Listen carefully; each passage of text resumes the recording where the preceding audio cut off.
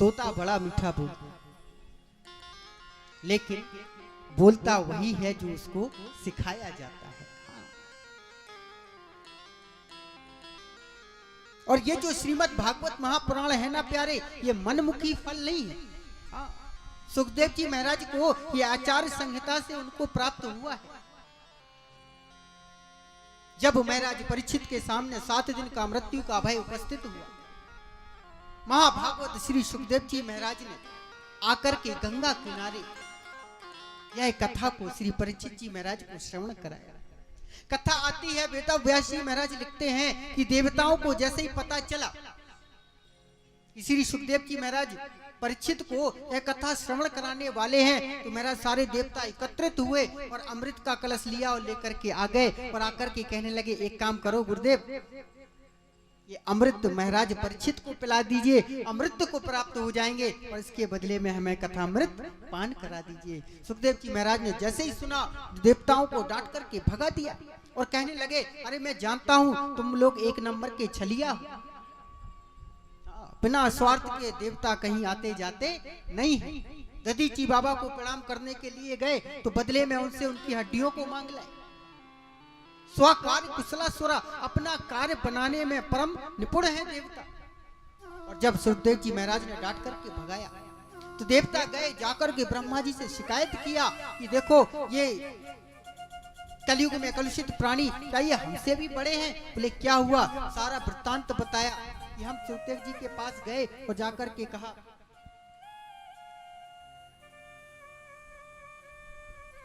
महाराज परीक्षित के सामने 7 दिन का मृत्यु का भय उपस्थित हुआ,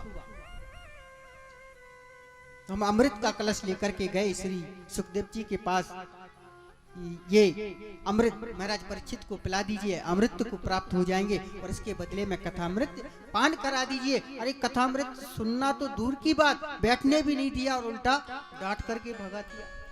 ब्रह्मा जी ने कहा, चिंता मत करो प्यारे, अपन सब चल करके देखते हैं कथा सुनने का प्रभाव क्या होता है, इसका परिणाम क्या होता है। और कथा आती है, जैसे ही ब्रह्मा जी आए देवताओं के साथ इस मृत्यु लोक में, और 7 दिन श्री सुखदेव जी ने महाराज परीक्षित को कथा सुनाई और परीक्षित का जैसे ही मोक्ष हुआ तो 4 मुख वाले ब्रह्मा जी भौचक्के रह गए। महाराज इतना वैशिष्ट इस कथा का, तुरंत भागते भागते गए सत्यलोक में, एक तराजू उठाया, एक पलटे पर श्रीमद् भागवत कथा को रखा और दूसरे पलटे में अन्य ग्रंथों को रखा। और जैसे ही तराजू ऊपर उठाया तो क्या हुआ? अन्य ग्रंथों का पलटा ऊपर उठ गया और महाराज श्रीमद् भागवत का पलटा नीचे रह गया। और घोषणा कर दी ब्रह्मा जी ने कि कलयुग में कलुषित प्राणियों का कल्याण करने के लिए श्रीमद् भागवत महापुराण में श्री कृष्ण की छवि समाहित है। प्रेम से बोलिए जय श्री राधे। जय श्री राधे।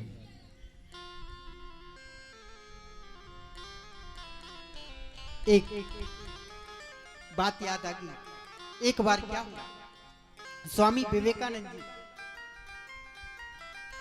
धर्म सम्मेलन में शिकागो, वहां के जो धर्म गुरु थे उन्होंने क्या किया,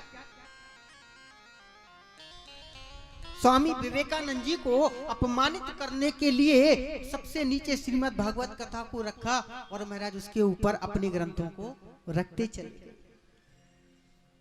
और जैसे ही स्वामी विवेकानंद जी वहां आए तो जोर जोर से हंसने लगे, अरे इनको देखो, इन हिंदुओं को देखो, इनका धर्म कहाँ दबा रखा है। जैसे ही हंसने लगे, प्यारे विवेकानंद जी दबे पांव उन ग्रंथों के पास गए और धीरे से श्रीमद् भागवत पुराण को जैसे ही निकाला, जितने ग्रंथ रखे थे एक एक करके सारे नीचे गिर गए। और स्वामी विवेकानंद जी कहने लगे, देखो प्यारे, हंसने की बात नहीं है, मात्र एक हिंदू सनातन धर्म ऐसा धर्म है, ऐसा ग्रंथ है जो अन्य ग्रंथों का भार सहन कर सके। बाकी दुनिया में ऐसा कोई ग्रंथ नहीं है जो हिंदू सनातन धर्म के ग्रंथ का भार सहन कर सके।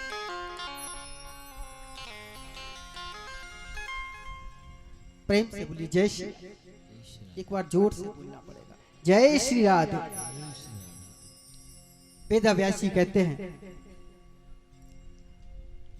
श्री सोनक जी महाराज ने सूत जी महाराज से पूछा है कि गुरुदेव, ये 7 दिन की परंपरा कहां से शुरू हुई और यह कथा सबसे पहले किसने किसको सुनाई? सूत जी महाराज ने जैसे ही सुना कहने लगे, एक बार चारों ऋषि सनत, सनंदन, सनातन और सनत कुमार सत्संग की इच्छा से बद्रीनाथ में भ्रमण कर रहे थे। और भ्रमण करते करते इनकी दृष्टि पड़ी नारद जी के ऊपर।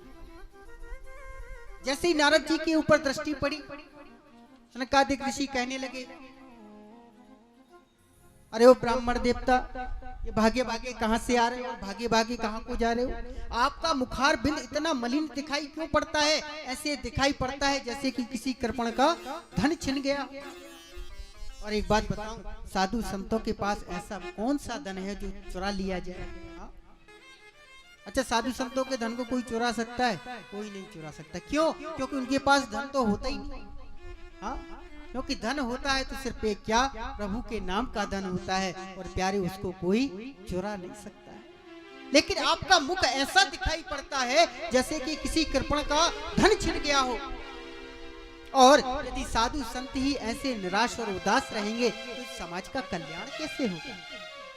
सब्सक्राइब करें ध्रुव कृष्ण जी के YouTube चैनल को और हमारे वीडियोस को सबसे पहले देखने के लिए बेल आइकन को दबाना न भूलें।